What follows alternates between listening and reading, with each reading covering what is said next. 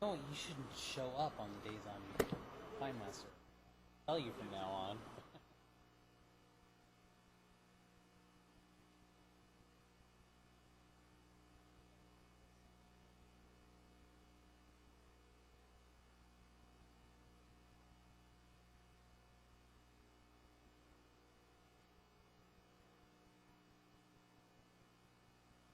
It is 5 o'clock. That Hispanic party. According to my clock up here, it is 5 o'clock. So I will call the meeting to order, but then I'll delay for just a couple of minutes while people get seated.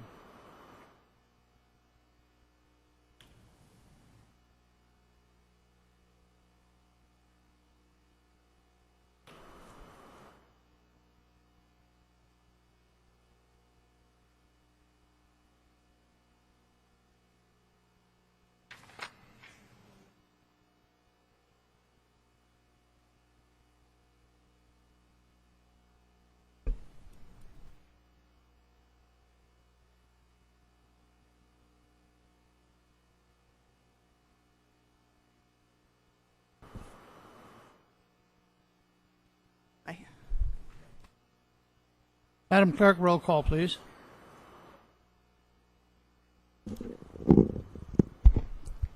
Councilmember Garcia, Here.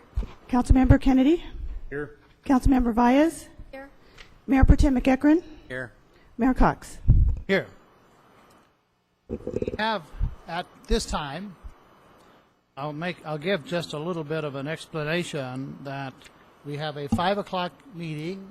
Normally then we go into executive session and then we have a regular meeting at 6 o'clock. However, we do have an item on the agenda for the public comment, and for those individuals who are unaware, they can comment now, or they can return after the regular meeting starts at 6 and speak on the item as it comes on the agenda, or they can stay until the end of the agenda, and we have another comment period at the end of the agenda.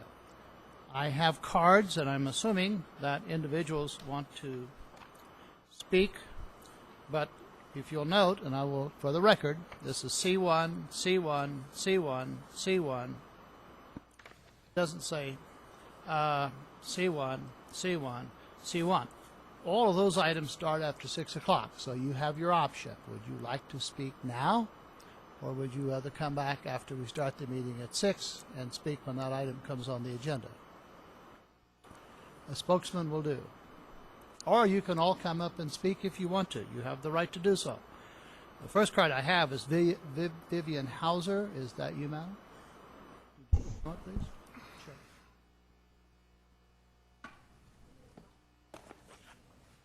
Okay, oh, there we go. Oh. We'd like to be able to speak on C1, but before you do the voting, and we might not know exactly how this works, it seems like if we wait for the 6 o'clock meeting, then we would be speaking at the very end when everything's all through. Is that correct? Now, what we have is we have this on the consent item, and where we have individuals who have expressed an interest on the item, then the council can pull it off the consent item, go ahead and approve the consent calendar, and then approve the item that people have requested to speak on.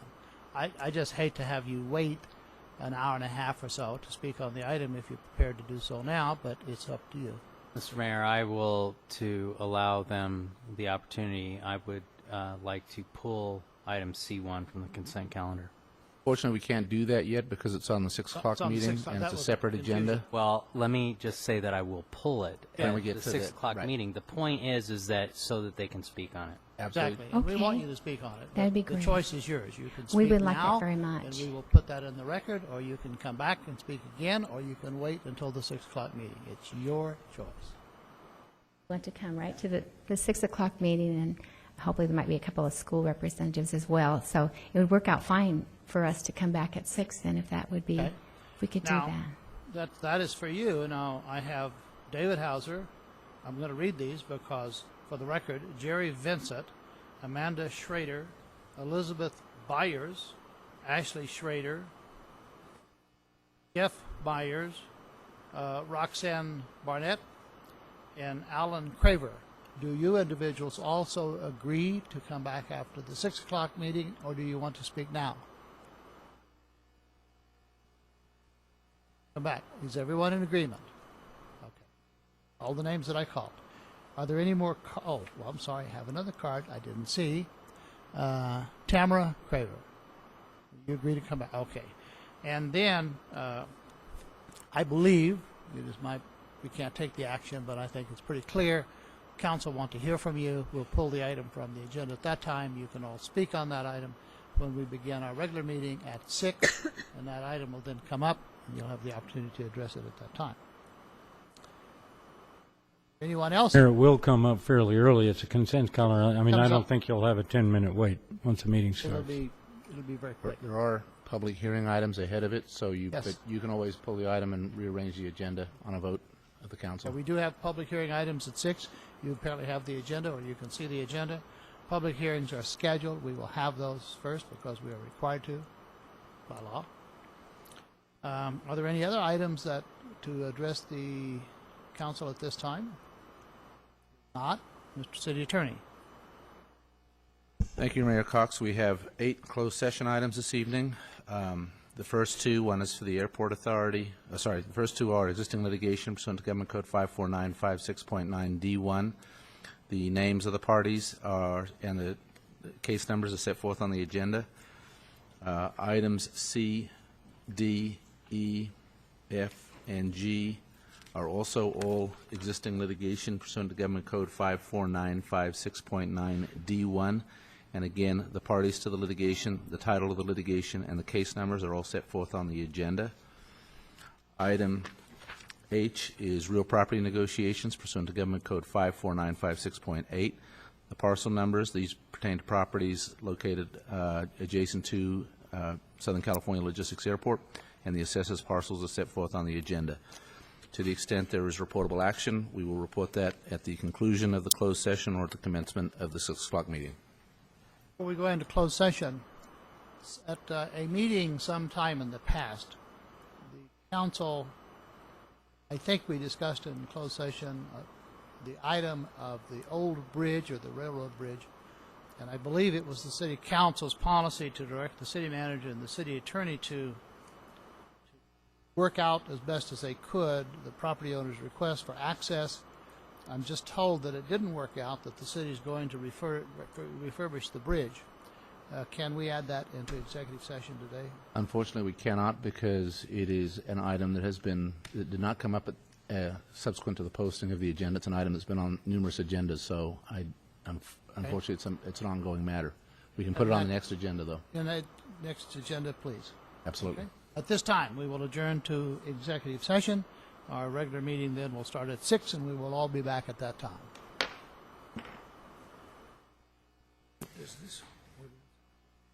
Executive session, so bear with us. We can get everyone in here. Thank you.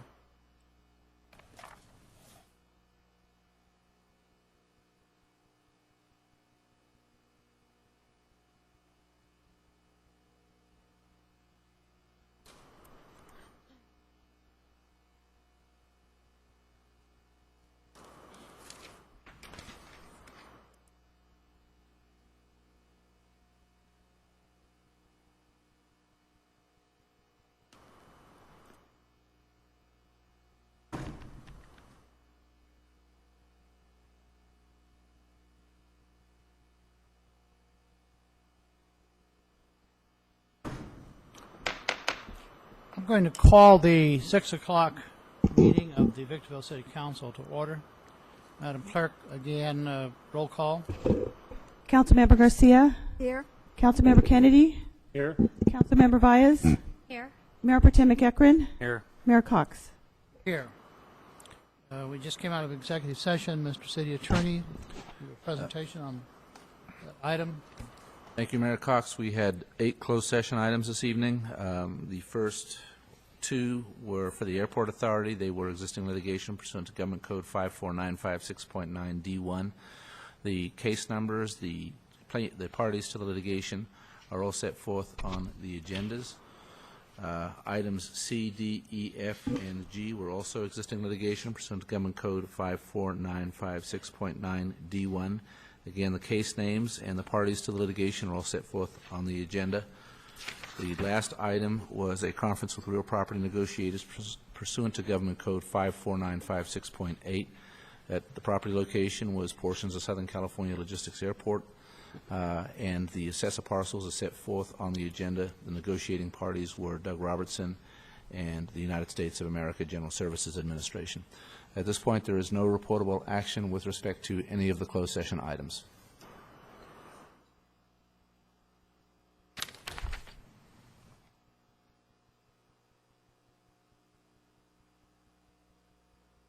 Thank you. Any questions of the attorney? At this time, we have the invocation and pledge, but I don't have a note on who's going to give the invocation.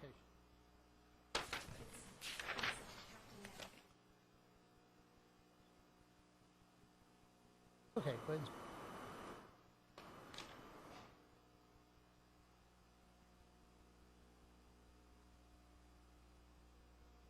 So you're here? I'm here. Pastor Sylvan Young, Salvation Army Victorville? Actually, it's Nathalie Young. Okay.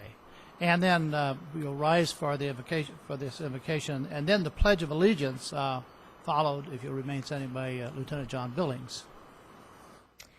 Shall we pray? Our precious and gracious Heavenly Father, we just ask you to be with us this evening as we discuss the items that are on the agenda, that the conversation will go well, and we ask these things in your holy name. Amen.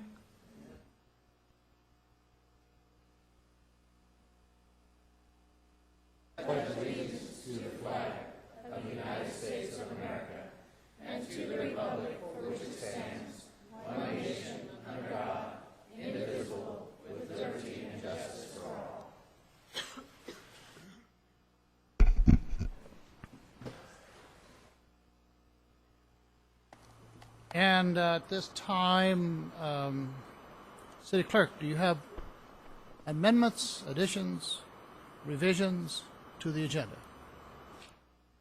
Yes, we do have some revisions, Mayor Cox.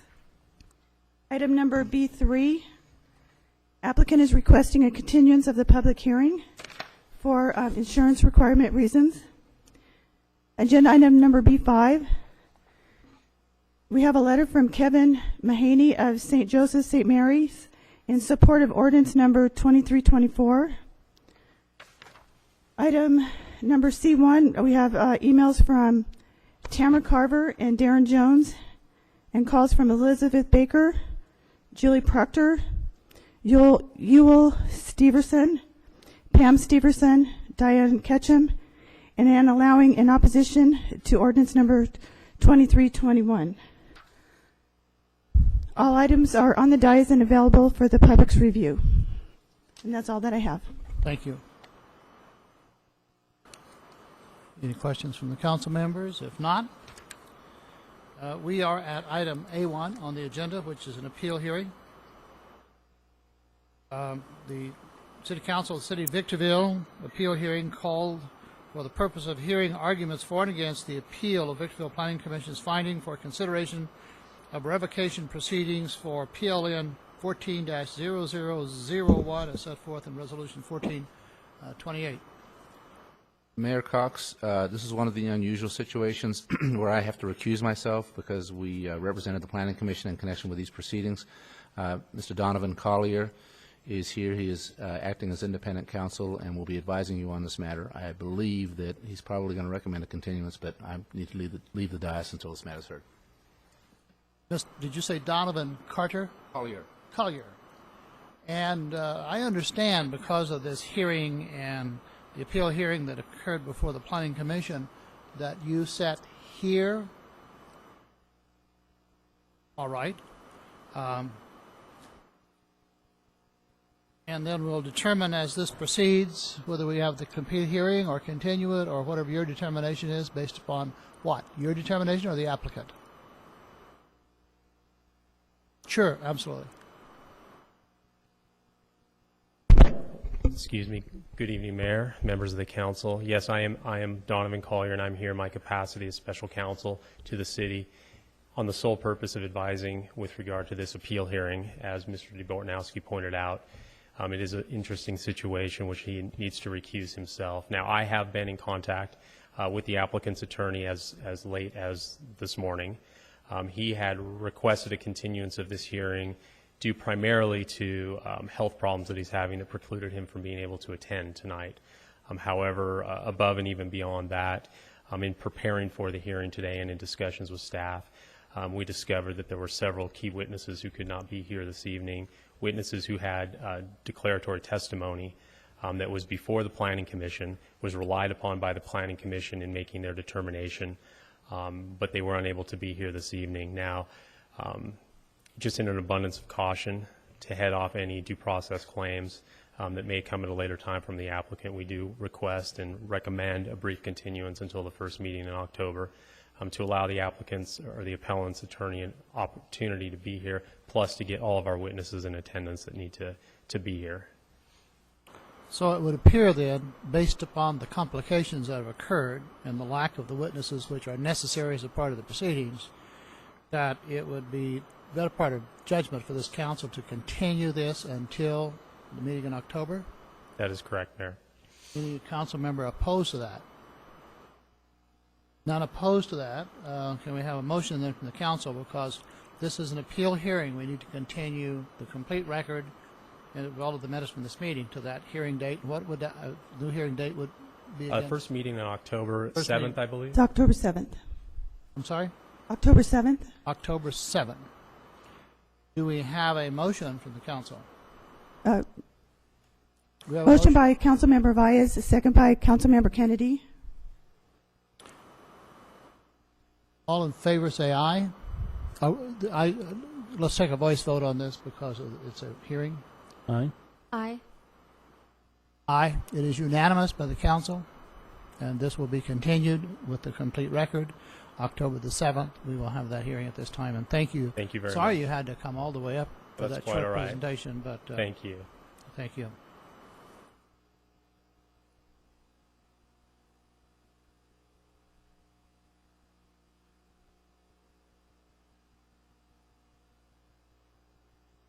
Need to record that.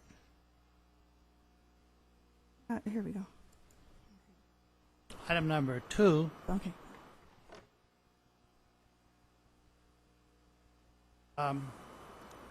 this is a request for a continuance also of this hearing on Ordinance 2322, Development Code 14-0002, rental inspections. The request from the Director of Development is that the City Council continue this item to October the 21st, 2014, so that the City Council will have the opportunity to review all the information, including some additional review that will be completed. Mayor, which item? We need to do B? Mr. Mayor, you skipped over B1. There was an A1, which was the appeal hearing, and then there was a B1. I think that may have made you stumble there. Okay. What happens when you get a thick agenda? That's not the first time I've Item heard that one. today, actually. Is this the appeal hearing? This is the speed zone public hearing, item number B1. Let's see, my agenda isn't set up that way. Okay.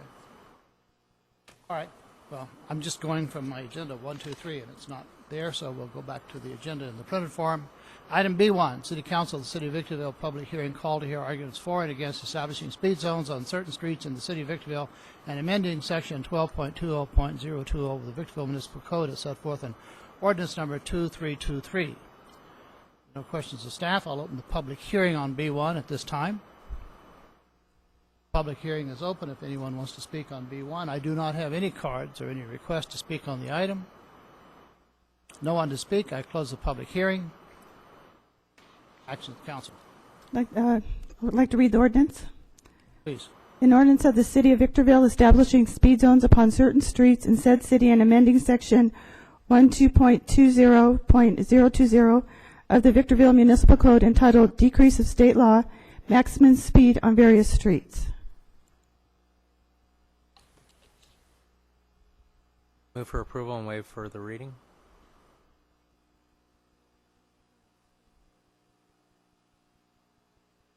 It on the floor or agenda and then on the floor. Don't have a screen.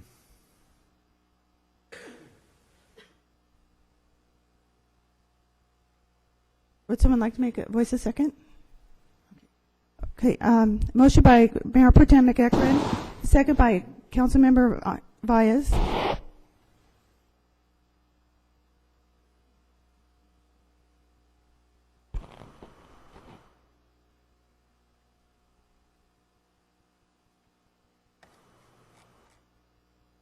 Motion carries unanimously.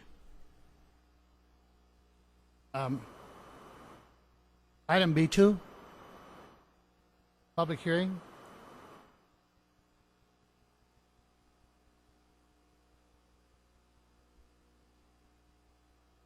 Mr. City Attorney, the request is continued, but do we open the public hearing and continue it? That is correct. I'd request that you open the public hearing, take any comments, and then continue the item.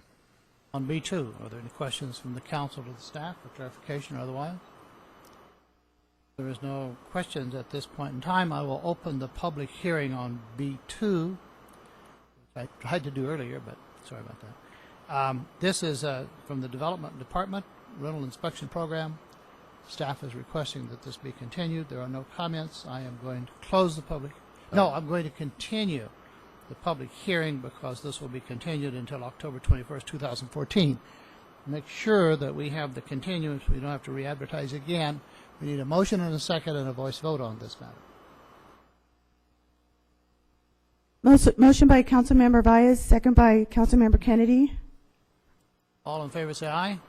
Aye. Aye. No opposed. So this is unanimous that this will be continued.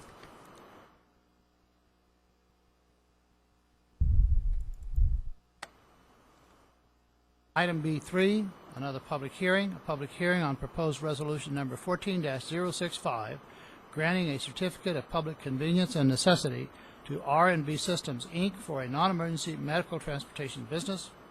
Are there any questions of staff regarding the write-up? This is to be, this was requested to be continued to October 7th.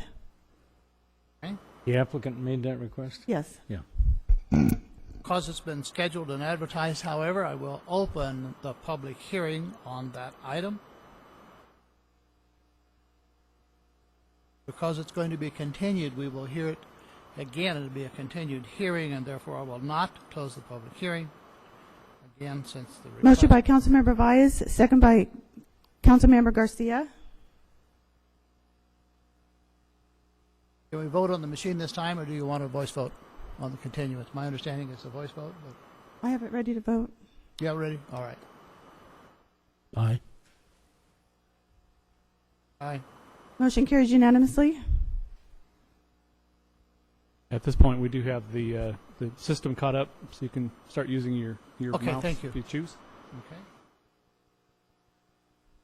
Okay. B4, a public hearing, General Plan Amendment DEV 13-0003, Resolution 14-062. Any questions of staff in regard to this public hearing item B4? If there is none, I will open the public hearing at this time. I have no cards or indication that anyone wants to speak. Seeing no one approaching the podium, I will close the public hearing. For a motion? Motion by Councilmember Kennedy, second by Mayor Pro Tem McEachran. Question before we vote. Do you have to read the resolution on this item? No. Okay.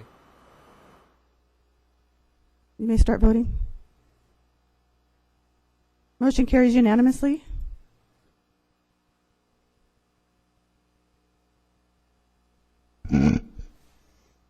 Item B5, another public hearing item.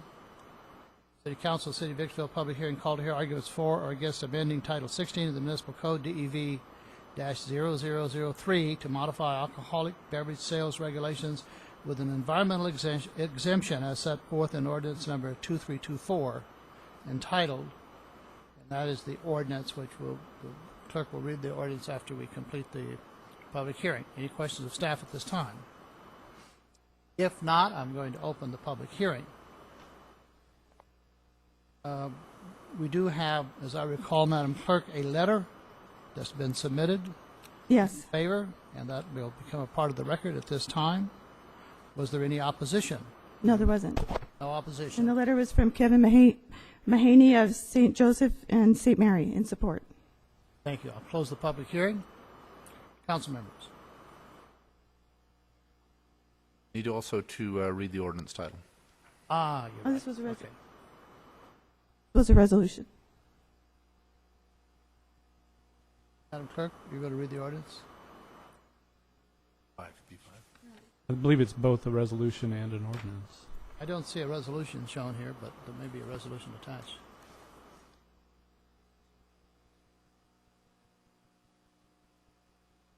Okay, I'm sorry. Okay, ordinance number 2324 entitled, "An Ordinance of the City Council, City of Victorville, approving the adoption of Amendment Development 14-00003, a Title 16 Municipal Code Amendment modifying alcoholic beverage sales regulations with environmental exemption."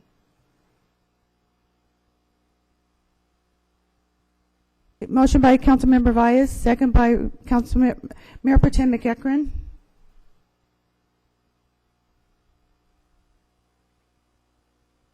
You may start voting. Motion carries unanimously. That concludes the public hearing section of the agenda. We now have the consent calendar. We have items, I believe. Mr. Mayor, if I could pull agenda item C1 for discussion. We have a motion by Councilmember McEachran, Mayor Pro Tem McEachran. Do we have a second? Second. All in favor say aye. Aye. Aye. Mr. Mayor, I have to abstain on item C2. I wasn't present at that meeting. Right? You can take an action on the remainder of the consent items, pulling that item for discussion, or you can wait. Since there's nothing controversy that I know of, are there any questions of staff regarding our consent agenda? If not, can we have a motion to approve all the items on the consent with the exception of C1, which will be pulled for public discussion, and noting Mr. Kennedy's comments on C2? Motion by Mayor Pro Tem McEachran, second by Councilmember Valles. You may start voting. Motion carries unanimously.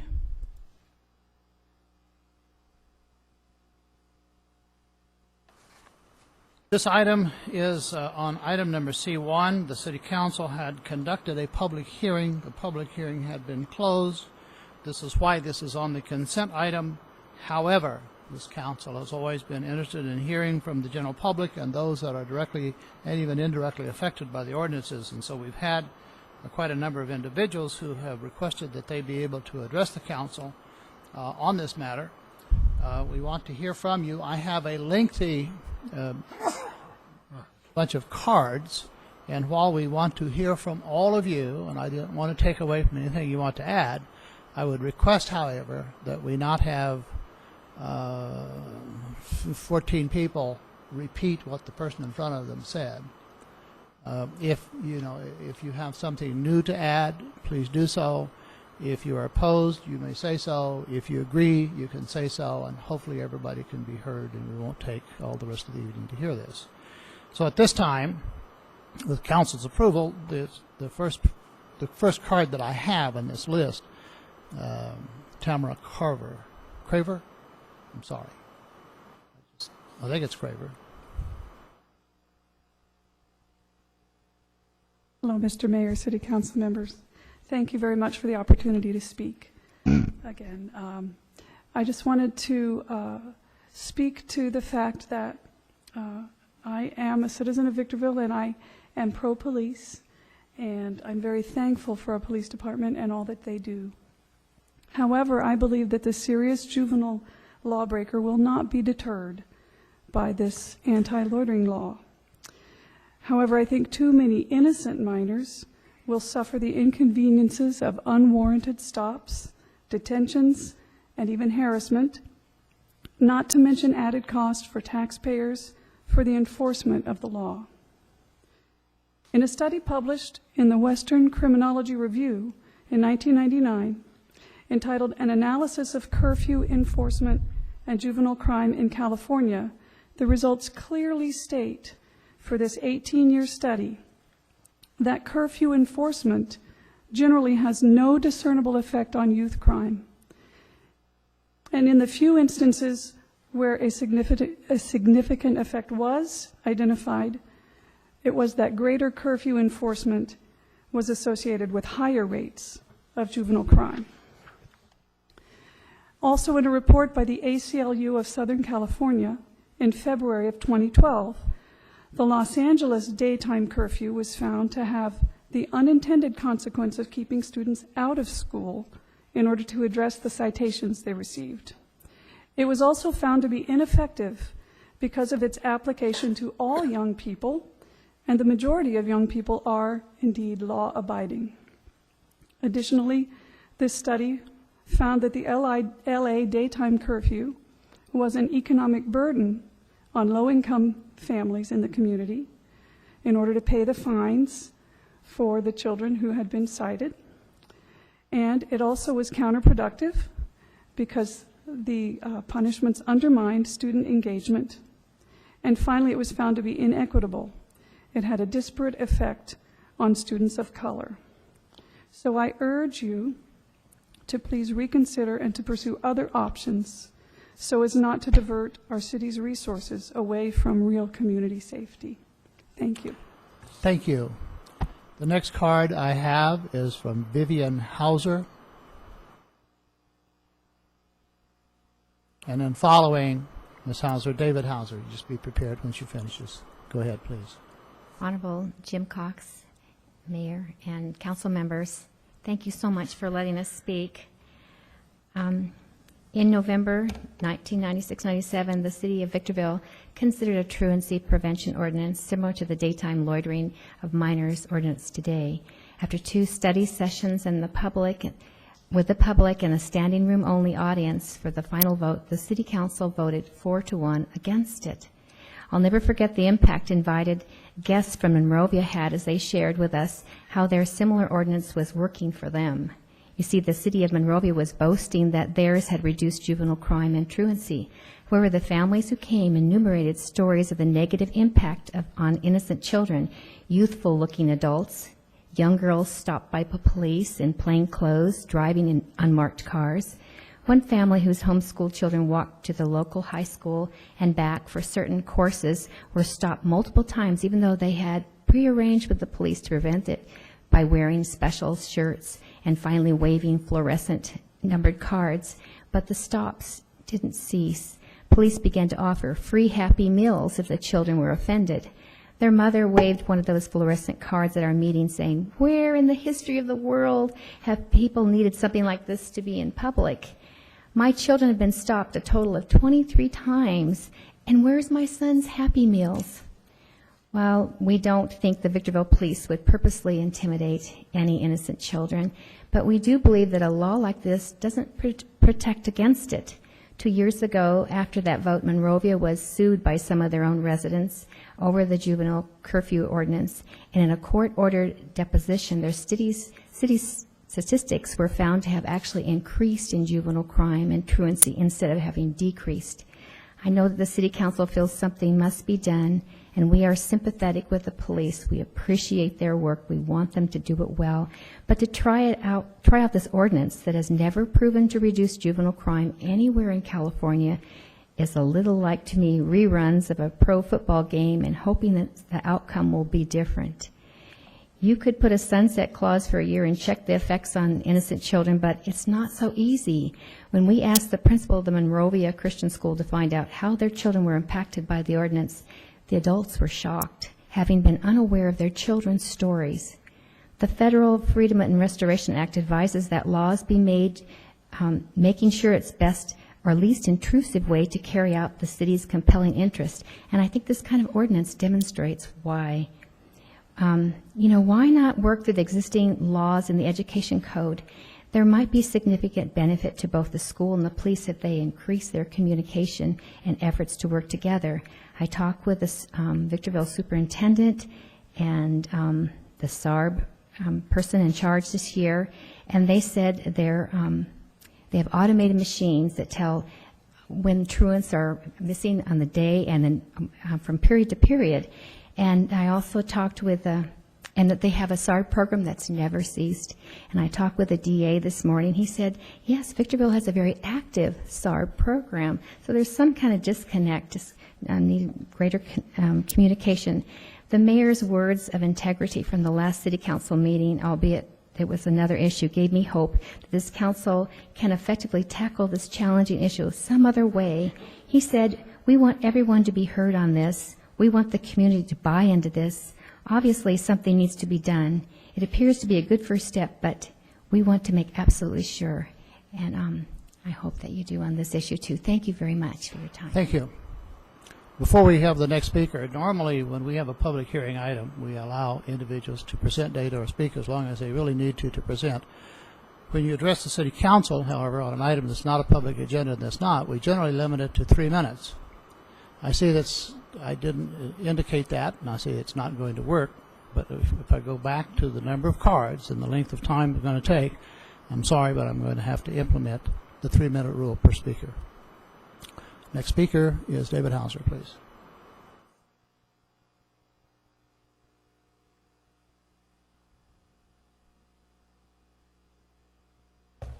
Honorable Mayor Jim Cox and council members, these are not my notes for my speech.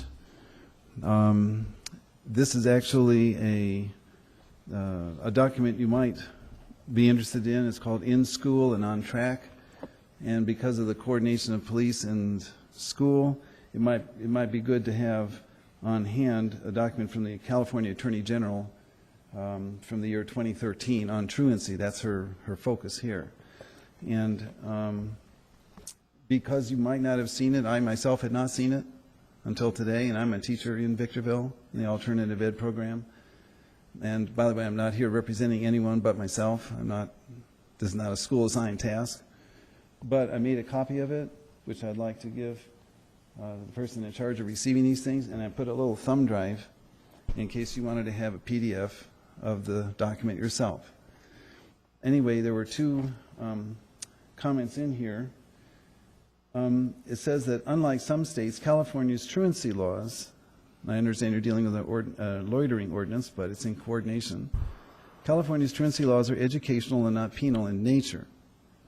And our scheme is geared to returning students to school rather than toward punishment or criminalizing or criminal sanction for their parents. And there was another place in page 118. It was the idea that, I'll just sum it up, the law enforcement agency should seek criminal sanctions as the very last resort. And after they've followed all the procedures and guidelines in here, then you wouldn't be found running ahead of the Attorney General's directives or recommendations, however the legal term is for that. But at any rate, I wish to thank you for that. I wasn't sure if you had a copy. So when you talk about SARB and things like that, here's an actual document. Thank you. Next speaker is Jerry Vincent.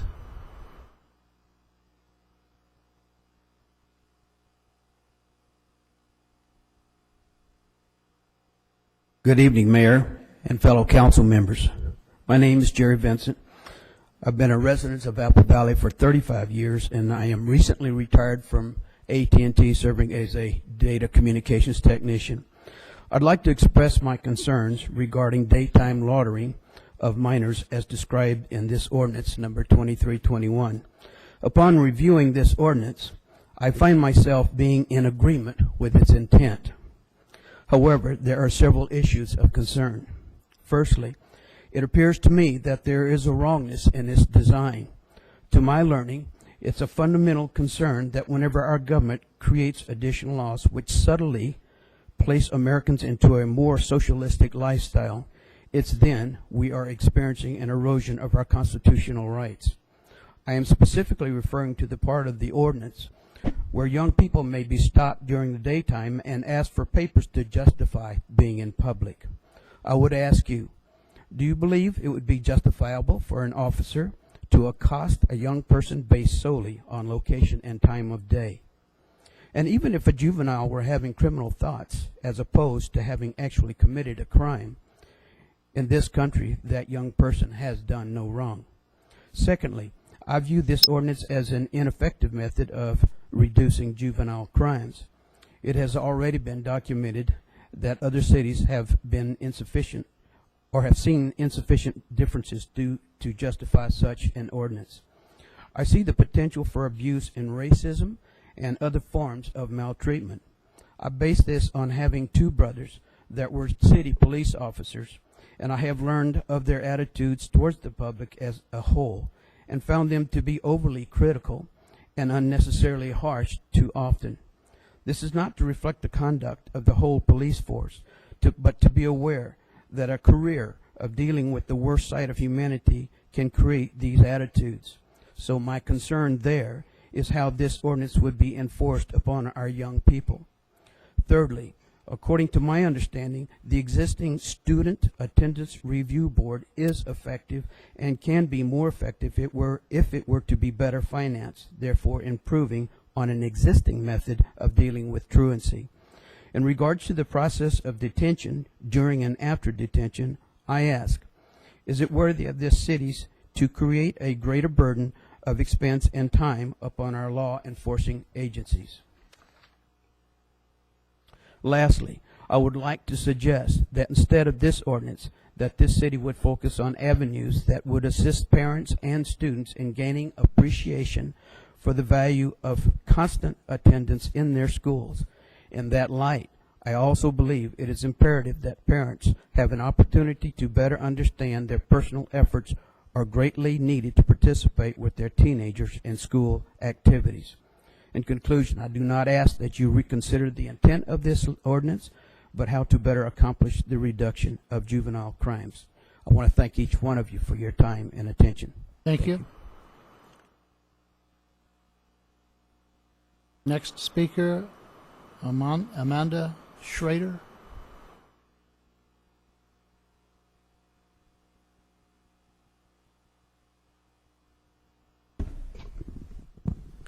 Good evening, Mr. Mayor and City Council members. Thank you for the opportunity to speak. I feel like this ordinance number 2321 would be a direct violation of a minor's fundamental constitutional right to the freedom of movement as guaranteed by the 14th Amendment on public streets, highways, and areas of the city without being subjected to prior government restraint. And this is outlined in the 14th Amendment. And instead of needing probable cause based on evidence that the child may have committed a crime, daytime curfews or this particular ordinance allows for the police to intervene without it.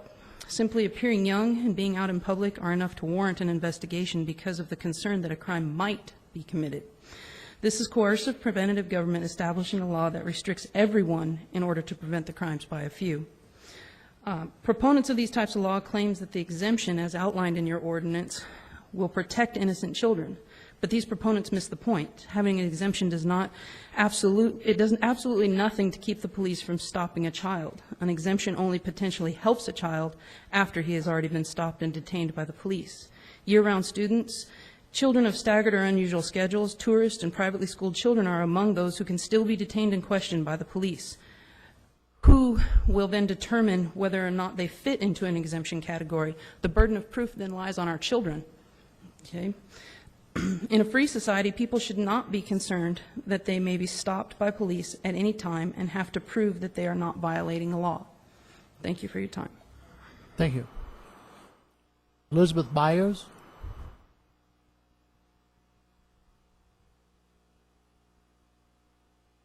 Good evening, Mr. Mayor and council members. My name is Elizabeth Byers. I am an Apple Valley resident and also a local businesswoman of a grooming salon. I have some concerns with the anti-loitering law and oppose it. Some of the problems I have with it is the word loitering is too broad of a word and can be interpreted differently by the police. One definition might be to stand or wait around idly without apparent purpose, travel idly and with frequent pauses. Is it loitering to be browsing through a store? What if you go into the store and you're looking for something and they don't have the product you want and you walk out? Is that considered loitering?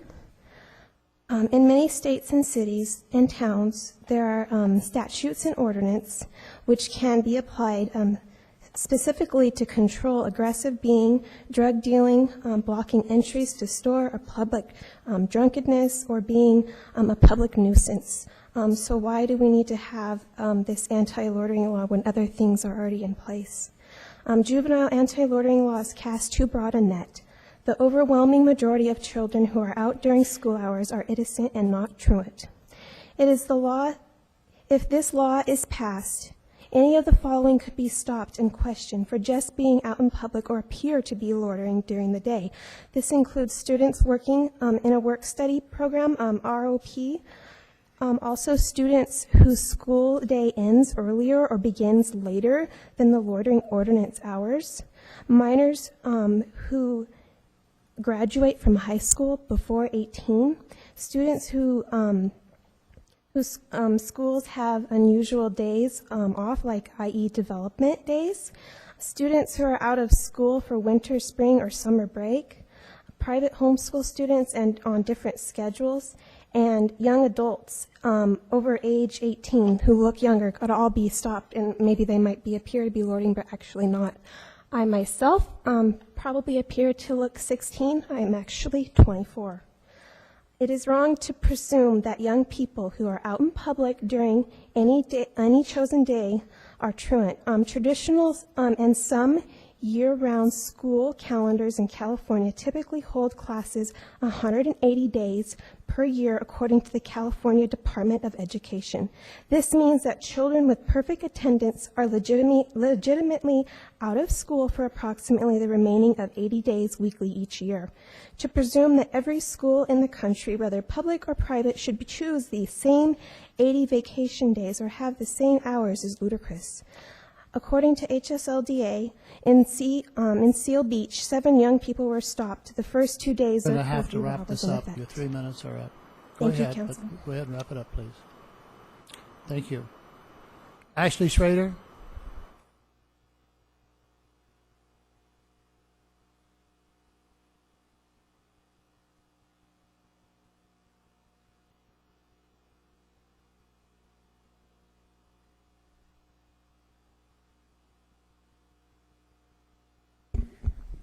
Thank you, Mayor and Council members, for your time letting me speak and voice my opinion.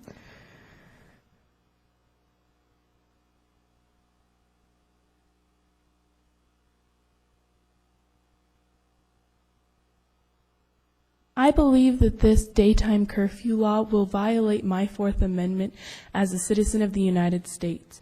The Fourth Amendment states that the right of the people to be secure in their persons, houses, papers, and effects against unreasonable searches and seizures shall not be violated, and no warrants shall issue but upon probable cause supported by oath or affirmation, and particularly describing the place to be searched and the person or things to be seized. These types of laws violate the Fourth Amendment by allowing unreasonable searches of persons simply for being out in public. Identification papers, notes from parents or school officials, doctor's appointment reminders, etc., are personal papers not subject to search or seizure unless there is probable cause of a crime. Thank you. Thank you. Jeff Byers?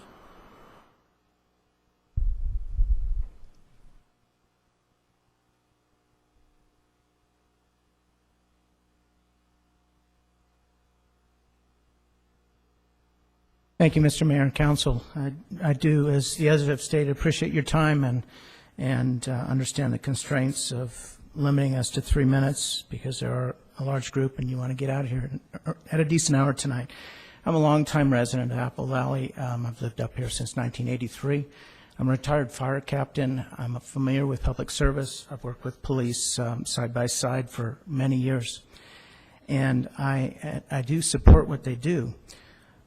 However, I think that this particular law that we're looking at here, that you're looking to adopt, has some major problems with it because of the fact that it includes our young people. Let me get my notes here. It doesn't just include, it groups all of our young people into into one group, and it makes it difficult for them to defend themselves. When we look at how this impacts the family as a whole, and I'm very interested in family. I think family is the roots of our society. That's what creates responsible societies, responsible citizens. And many times parents will take that opportunity and they'll educate their children either through private school, which is what I have done, or they may send their children to a public charter school, which includes independent study program students. And I feel like that what this does is this hinders the ability of those parents to provide that education for their children because of the fact that they're now subject to possibility of search or stopping to find out why they're there. And so if we have a child that has to go to a music lesson and they're able to drive on their own, they could be stopped, or maybe they stop at Starbucks and get a drink. And so it makes it difficult for parents to do what they need to do best, and that's raise responsible citizens, and that's what I fully support. And I feel like this law makes all of our children suspect before, just by the fact of their presence, of being in public. My daughter Elizabeth spoke about loitering.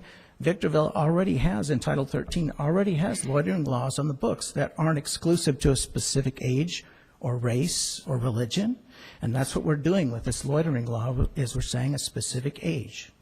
And so in summing this up, I want you to understand that it kind of goes back to the idea, the concept of the internment camps that they had during World War II. My mom knew of a woman, a girl at the time, because she was about 13, 14, a friend that was interned because she was Japanese American. Right? And while I don't see this law doing that, it lends that way. What's next? Do the parents have to get cards to show the police? And so I really question the validity of this law and the effectiveness. And I do want to thank you for your time. Thank you, Mr. Byers. Roxanne Barrett?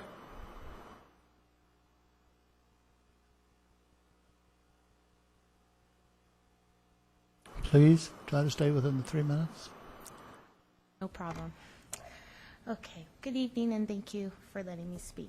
Pull the microphone down, please. Thank you. Go ahead. Thanks for letting me speak. My name is Roxanne Barrett, a resident of Hesperia who's concerned about this ordinance. Daytime curfews dangerously train our young citizens to accept, as the norm, the restrictions that are inconsistent with their freedom. They should be educated to enjoy and use their freedom responsibly up into their adult years. Daytime curfews send a strong message to young citizens who are self-disciplined and responsible that the community makes no distinction between them and the irresponsible young citizens who abuse their freedom in ways that are damaging and destructive to our community. Responsible citizens are being punished for irresponsible citizens that break rules and laws. Please reconsider the ordinance. Thank you. Alan Craver? Is that correct? C-R-A-V-E-R? Craver? Okay. Yes, it is Craver. Thank you. Thank you, Mr. Mayor and council members, for allowing us to speak. I am a Victorville resident, and I'd like to thank the council for addressing the issue of crime in Victorville. I'm also a public school teacher, and because of that, I am familiar with the SARB process and its effectiveness. Essentially, the anti-loitering ordinance becomes a daytime curfew, as has been said, and those are in essence beefed up truancy ordinances. All states have already addressed the area of truancy in a comprehensive way. There is no need for new laws addressing the issue of truancy. The present laws addressing minors simply need to be enforced. The California Education Code 48264 says, the attendance supervisor or his or her designee, a peace officer, a school administrator or his or her designee, or a probation officer may arrest or assume temporary custody during school hours of any minor subject to compulsory full-time education or to compulsory continuing education found away from his or her home and who is absent from school without valid excuse within the county, city, or city and county, or school district. Under current law, including Education Codes 48264 and 48265, an innocent minor would not be cited and required to appear at a court hearing as they could under a daytime curfew or loitering law, but would be taken either to their parents or their school of enrollment. Thank you for your time. Thank you. Sarah Byers?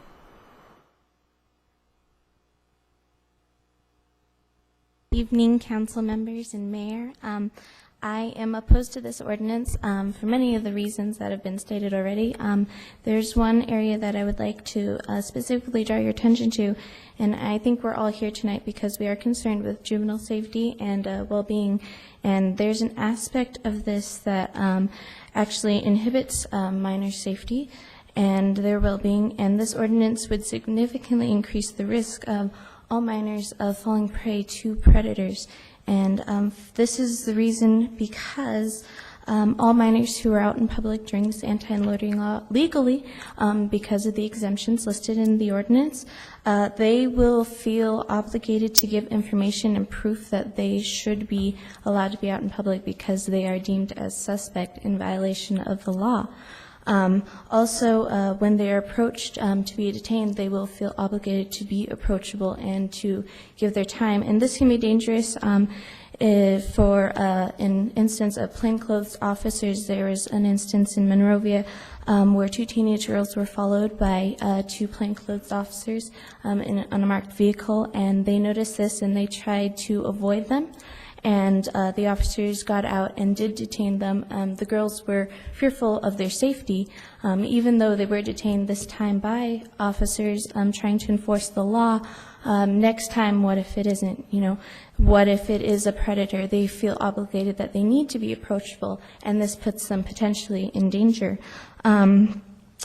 All a would-be predator will have to do is look for any child in public during the anti-loitering time and pose as an officer and tell a child he's being taken for violation. This is dangerous for all of our minors who are out legitimately for different reasons, that maybe schools are on different tracks. And this is really not a good thing to implement, that they're supposed to be approachable by strangers that they don't know. And especially in the case of plainclothes officers, you know, they don't know. I was out in public and there was a plainclothes officer. I didn't know it at the time, and I think later I saw his badge when he was paying for his food or something. I had no idea.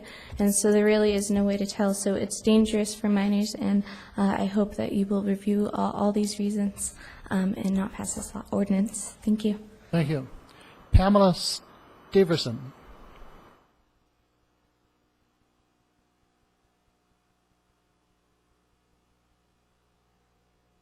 Good evening, Mayor and City Council members.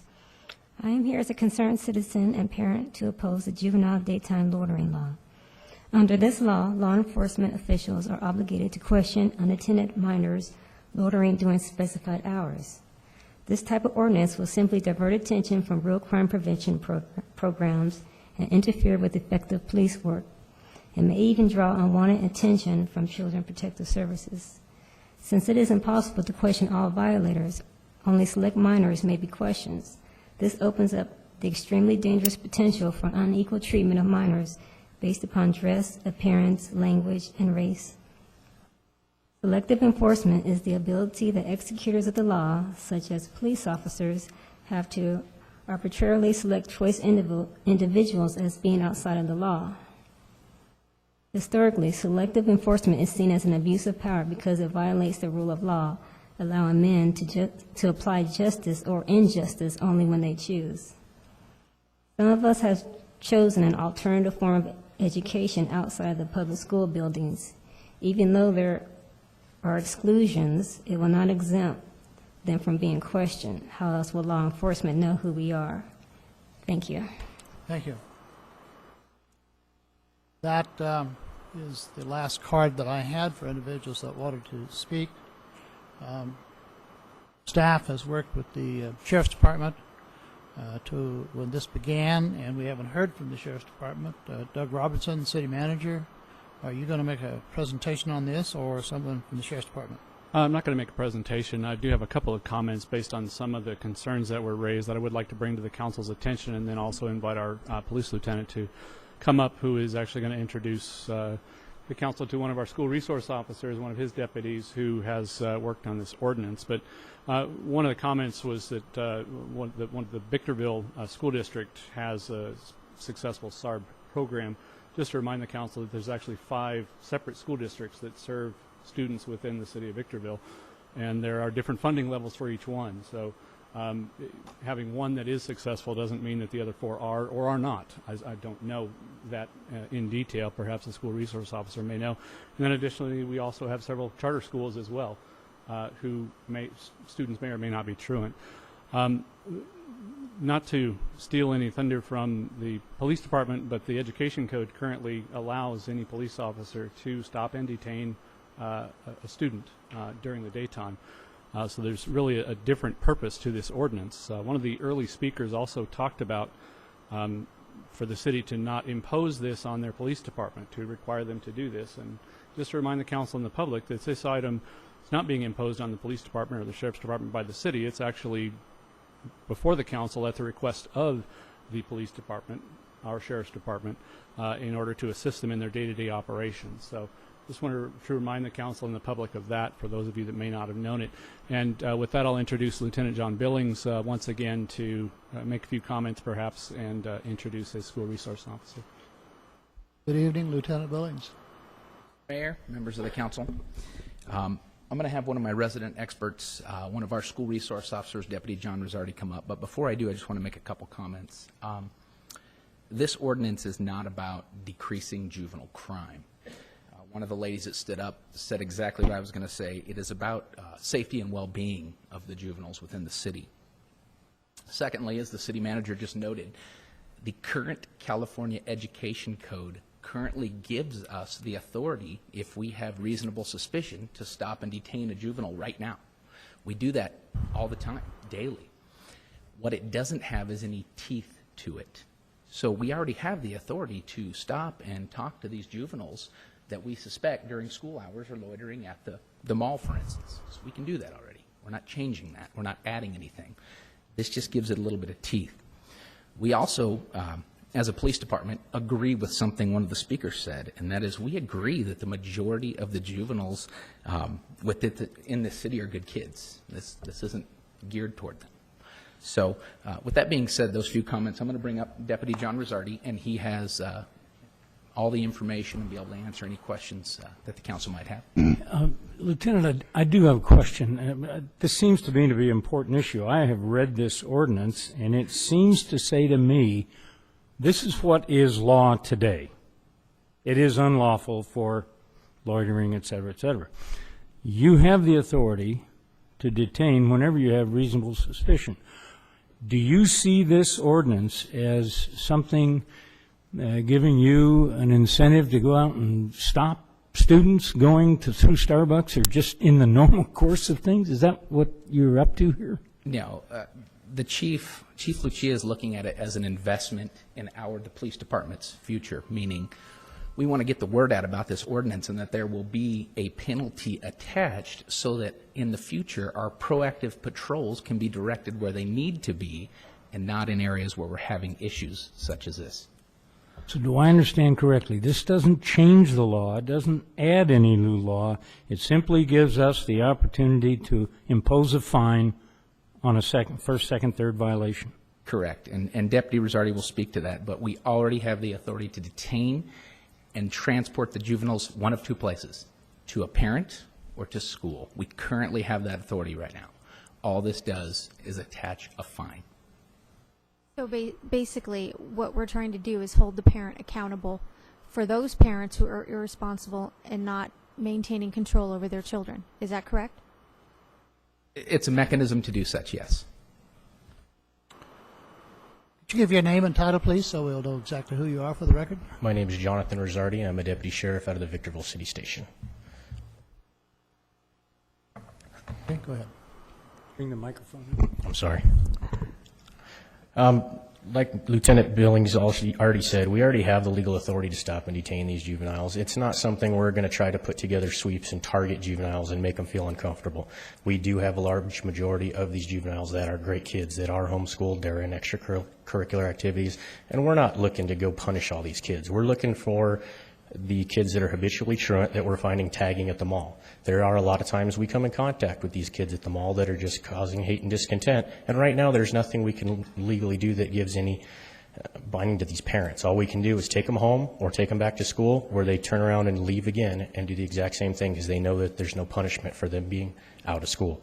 The SAR board is in effect, and the school district is working on that, but in the year, a little over a year that I've been an SRO with the high school district, I have yet to sit through one SAR meeting, and I was informed it was due to budget constraints. It is great that they are going to get this up and rolling again, but what happens in the near future when budget cuts come and they can't afford to run SAR?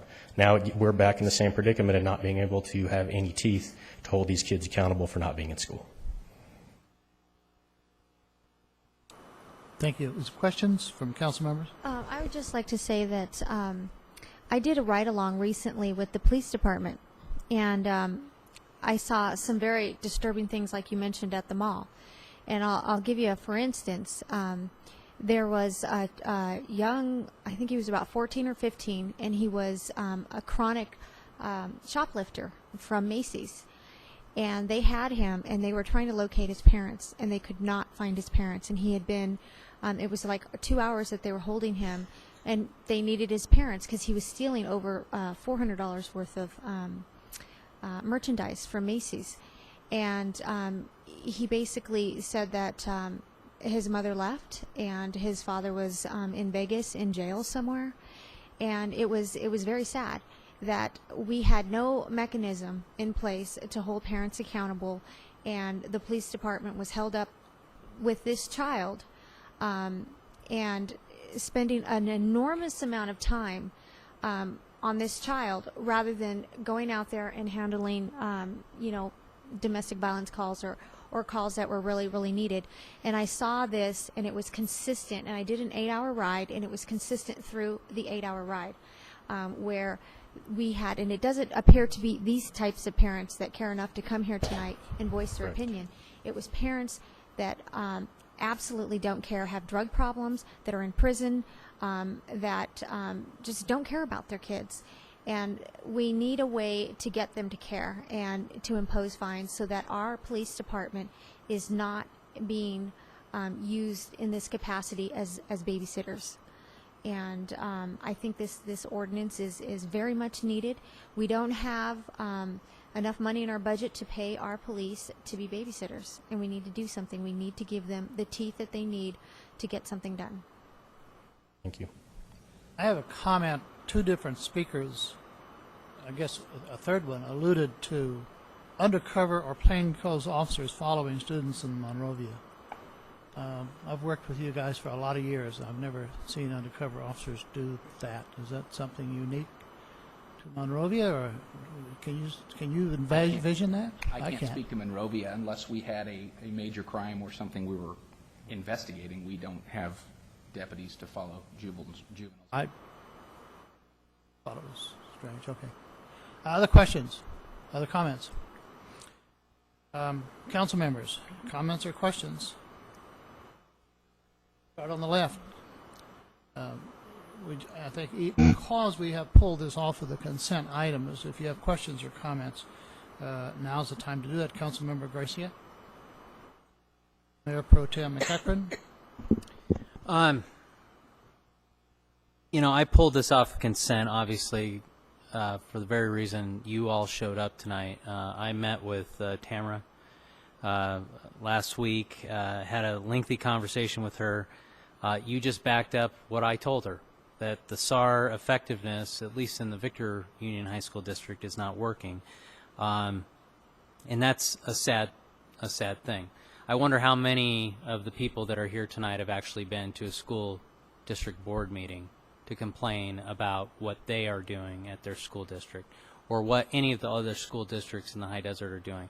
I noticed that many people are here from Apple Valley and Hesperia, and to those of you that are here, I appreciate you being here.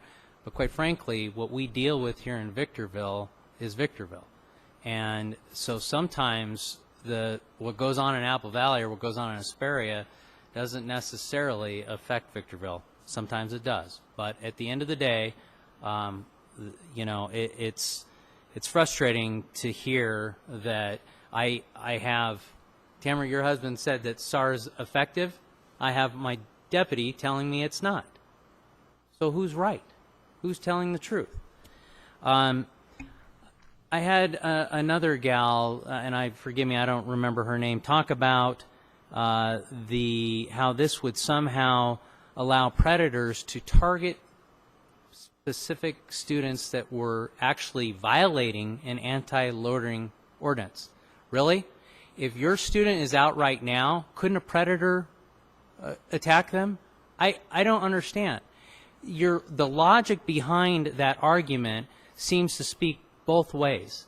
For every argument that you could make the argument that if we don't do something and something happens to one of your children, 3 times the amount of people will be in these chambers complaining to this council that we didn't do anything. And so, you know, having 2 children, it boggles the mind. At best, from my perspective, you know, I think that I would be willing to allow for some more time to have more discussion on this issue, but I just don't understand the arguments. I really wonder if any of you have thought about the fact that if your child was out during the daytime unsupervised and was approached by a predator, sexual predator, registered sexual predator, and was victimized by them, how many of you would be back here blaming us the next meeting?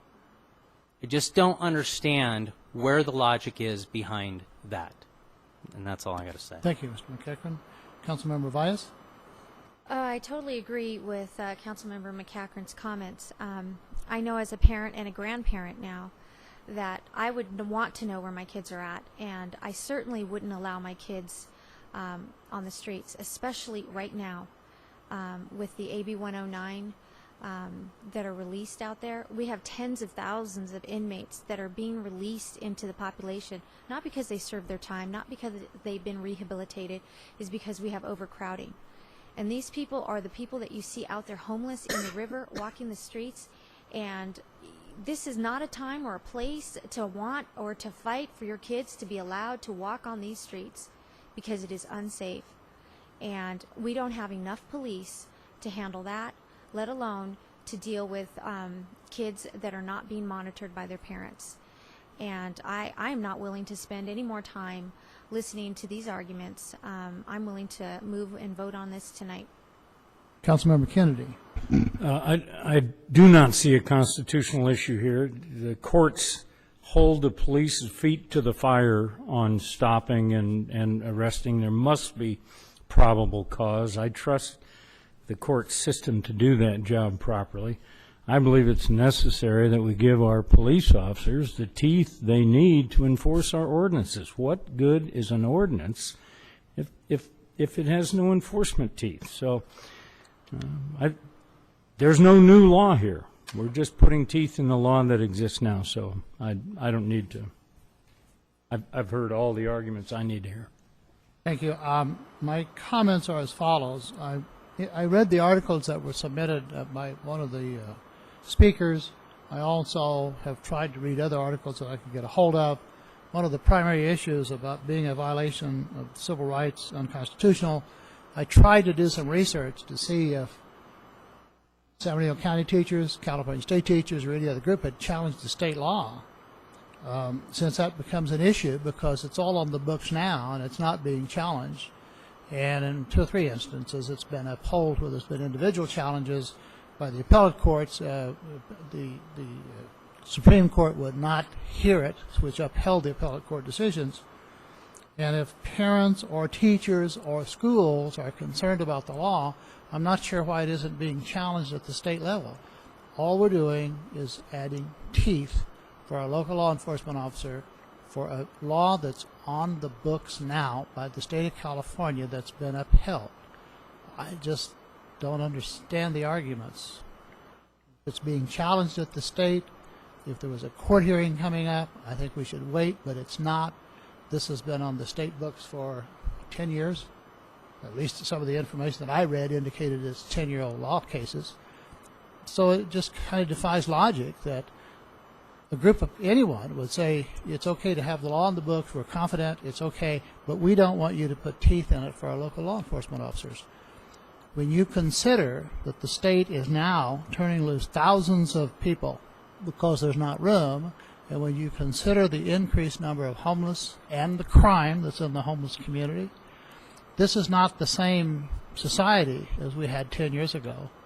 And I agree with our police chief when I've had long discussions with him on this, that there are instances where they need, for the benefit, for the health, safety, welfare of the students, for the parents, and for the city to have the teeth in this ordinance. And I think his arguments have been overwhelming. I do want to make the comment that we had 4 from Apple Valley, 5 from Hesperia, 3 from Victorville. You're all welcome. We always want the comments. But I have to add that personally there's been an overwhelming number of people from Victorville that urge we adopt this. So, council members, we have opened this up for, it's not a public hearing, it wasn't advertised as a public hearing, this is for the second reading, but we have allowed everyone to have their input. If there are no more questions to administration or the deputy sheriff, chair is open for motion. We'll need to do a voice vote on this one. First motion? Sorry? This will have to be a voice vote. We did the All consent right. calendar. This will be for a voice vote, but we don't have a motion yet. I move. Second. And this is to go ahead and have the second reading of ordinance number 2321 for adoption. This is for the adoption. Aye. Aye. Motion and second. Those in favor say aye. Aye. Aye. Those opposed? None opposed. It's unanimous. It is. Motion carries unanimously. To adopt ordinance number 2321. Thank you.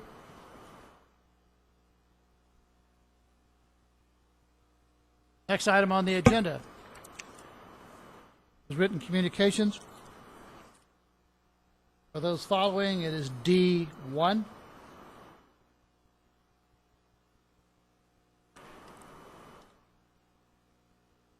This is a presentation of a request to approve the piggyback purchase of 2 2015 Kenworth T370 conventional cabs with a 15-ounce ox dump body CTS 16372 and B, one 15-foot ox dump body CTS 16367.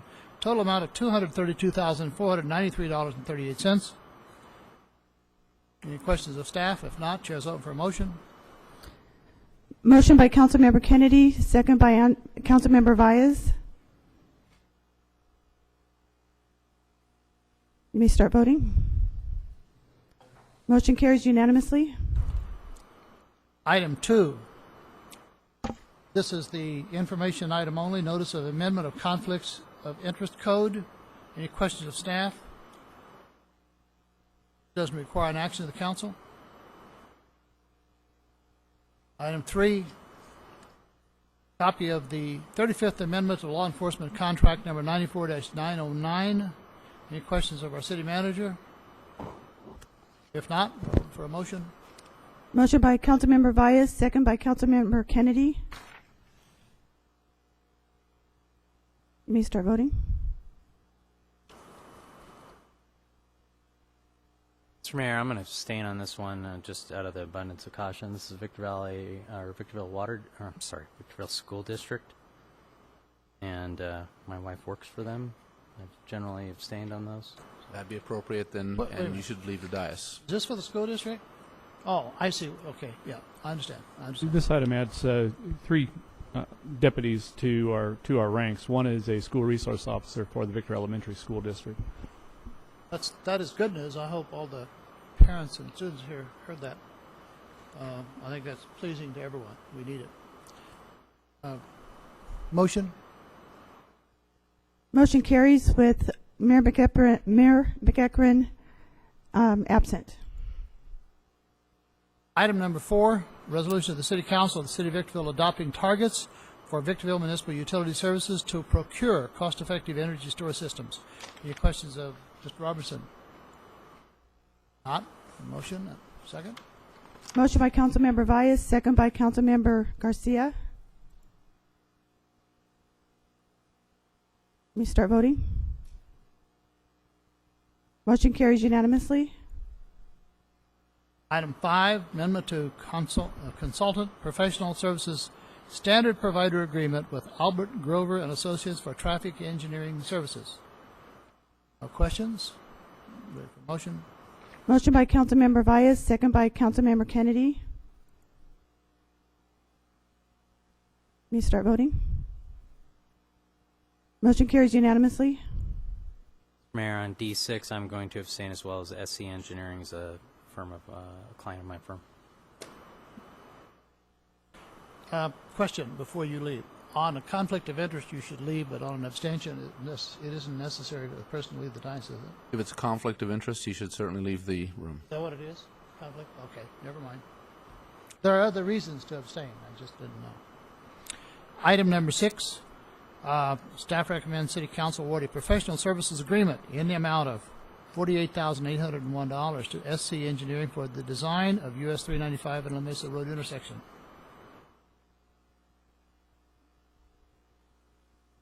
Go back.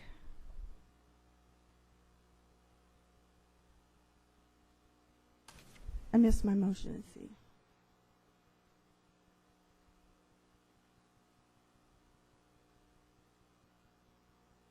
We have Can a we motion do a and voice second. vote on that? I'm sorry. Let's see.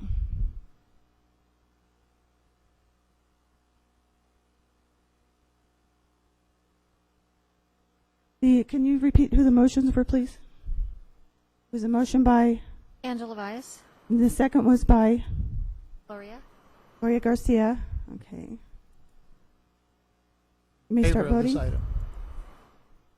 Motion carries with Mayor Pro Tem McEachran absent. Next item, agenda item number 7, Resolution 14-067 entitled, A Resolution of the City Council of the City of Victorville, California, approving and authorizing the city manager to execute a cell tower lease agreement between the city and New Singular Wireless for a site in Brentwood Park, and further authorizing the city manager to routinely execute most cell tower lease agreements on behalf of the city under the conditions specified herein. Are there any questions? If there are no questions, we'll vote, please. Motion by Councilmember Kennedy, second by Councilmember Garcia. Can you start voting? Motion carries unanimously. Item 8, Measure I 5-year plan, adopt resolution 14-068, adopting the Measure I 5-year capital improvement plan for fiscal years 2014-15 through 2018-19. Questions? Mr. Mayor, just a question. And Doug, maybe you can explain. I was looking at the plan for the Nisqually. Does this tell us the payback or when the Nisqually interchange will be, our Measure I funds will be used completely to pay for that? It really doesn't. Just briefly, the loan of the Measure I maintenance dollars, we're anticipating it'll be repaid to Sandbag in sometime in spring of next year, of 2016. I'm sorry, February to April timeframe. At that point in time, we will begin receiving those maintenance monies once again, to the tune of $3.5 to $4 or so million, and we will finally be able to do some major road repairs with that money. We're anticipating that probably for another 10 to 11 years, any development impact fees for roads will annually be sent to Sandbag and then come back to us as maintenance money to repay that approximately $11 million loan from our future Measure I. So the bad news is we don't have a whole lot of maintenance dollars, just what we've saved up over the years, and we did, for another year and a half. But the good news is after that point, we're looking at probably $4.5 to $5 million in maintenance money for probably the next 10 years or so that we can catch up. Thank you. With the conditions of our streets and deteriorating every day, Yeah. we desperately need to get to the point where we can start spending money on local streets. Do we have a motion that said we do? Motion by Councilmember Valles, second by Mayor Pro Tem McEachran.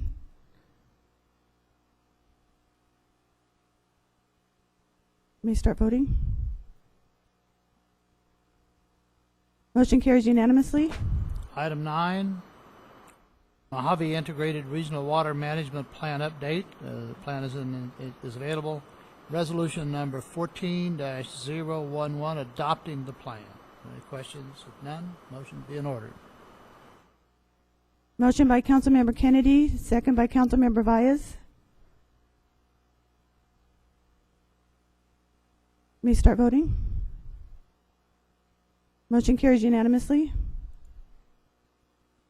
Item 10, submitted by our city manager, request to approve annual expenditures for meter reading and data management services provided by Trimark Associates Incorporated. Motion by Councilmember Kennedy, second by Councilmember Valles. May start voting. Motion carries unanimously. Mr. Mayor, on D11, if I could ask our city attorney, I wasn't a part of this original vote on this agreement. I had to abstain due to property within the region less than 300 feet. Do I need to abstain on this particular issue with regard to payment? No, this is just implementation of an already existing agreement. You have no discretion on this. We're just approving basically payments consistent with an agreement that was approved by the board without your participation. Okay. Are there any questions? Any other questions, staff? If not, motion be in order. Motion by Councilmember Kennedy, second by Mayor Pro Tem McEachron. You may start voting. Motion carries unanimously. At this point in time, that concludes the body of the main agenda.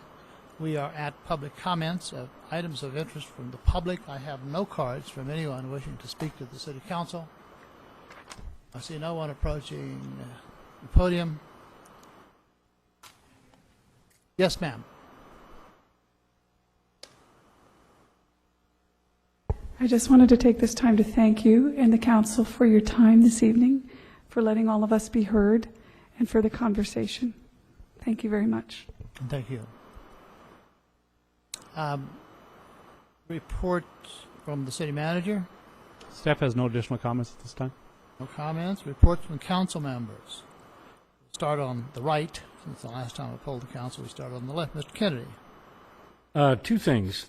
First thing I'd like to request, and this is just to give relief to the, not just the city clerk, but the acting city clerk, could we just be referred to as Mr. and Mrs. instead of council member this and mayor pro tem that and so on? I mean, it's just be so much easier than stumbling over our titles. And see, yeah, and you don't even, you could just call me McEachron. You just say or Mr. or just Mrs. him, That's good or that enough. guy. That guy. I'm fine.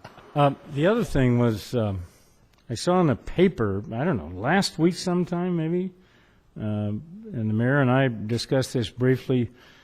One of the prisons is offering the assistance of, I guess, some of their low security prisoners to help some of the nonprofits in the area. And I don't know how that's going to work out with the nonprofits, but I'm wondering if they would like to extend that assistance to the city of Victorville on some of our cleanup projects, street cleanup, graffiti, and whatnot. They have, and we have taken them up on that. In fact, one of the items that we're going to be purchasing in the very near future is another animal control truck, and we're working with the prison. It's the Federal Bureau of Prisons to actually have them either manufacture or rehabilitate the box on the back that is tremendously expensive that houses all the animals. So we are working with them on that, and we're talking with them about using some of their minimum security labor.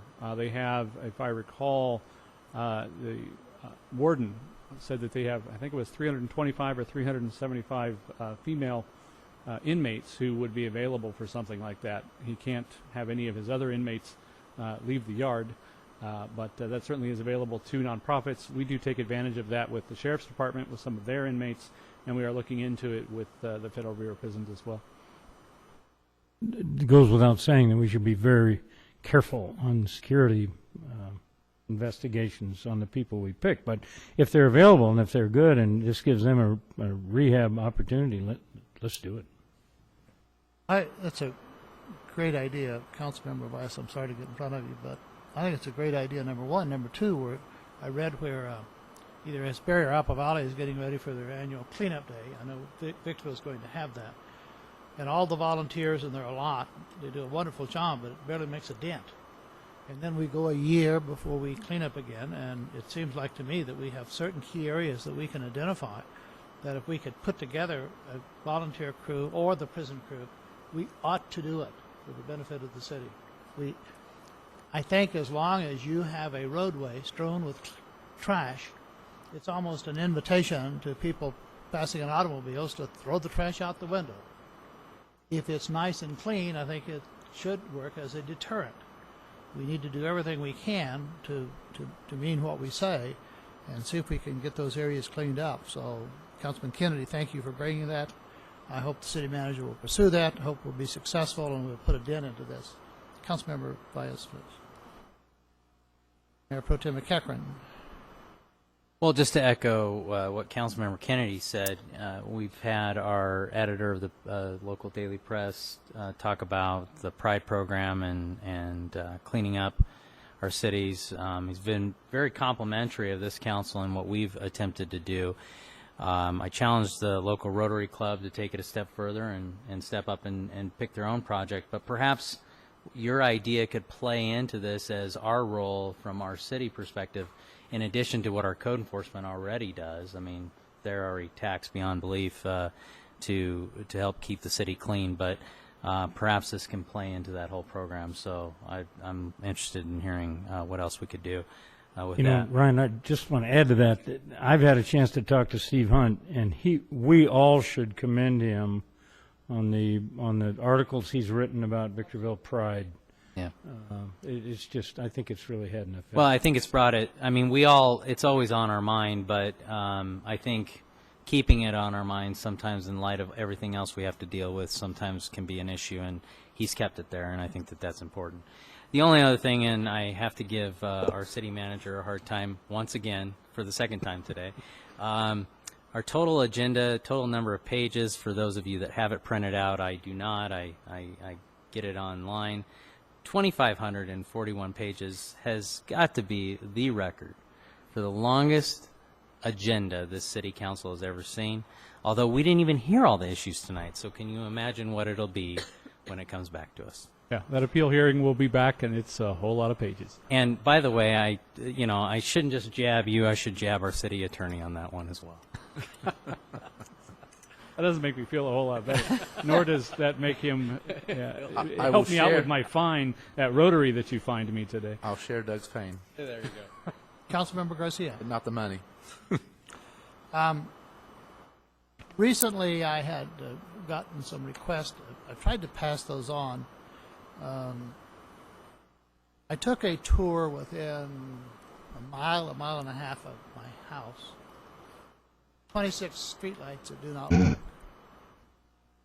And the question is, do we pay for those, even though they're not working, to Southern California Edison, which can't keep my air conditioners on? Also, whose responsibility is it to check the streetlights? The ones on the bridge at Roy Rogers Interchange, those 4 or 5 lights have been out now for a month or more. So who checks? Who does it? Who follows up? What if we send Edison a bill and say, less the 100 and some streetlights that don't work? I think we need to keep our streets lit.